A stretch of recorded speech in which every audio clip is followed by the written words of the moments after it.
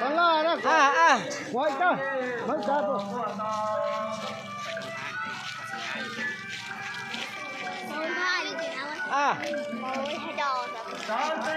Ôi một cái hạt to.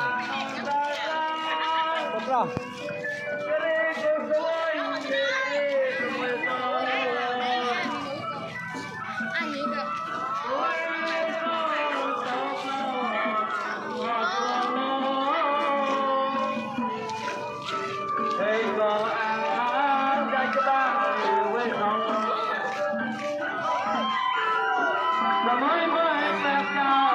Ơi được quá, ơi đạp đời là gì?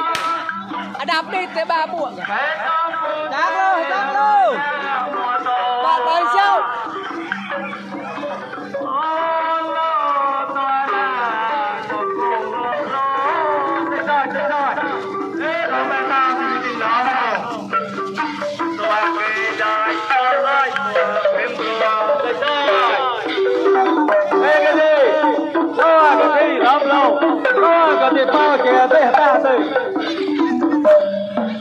Quanh tôi vậy rồi mày bắt đầu còn nấu này sẽ phân thế nào mà đang giáo về mù đầu người đấy bao giờ chụp video còn phải cái đang nông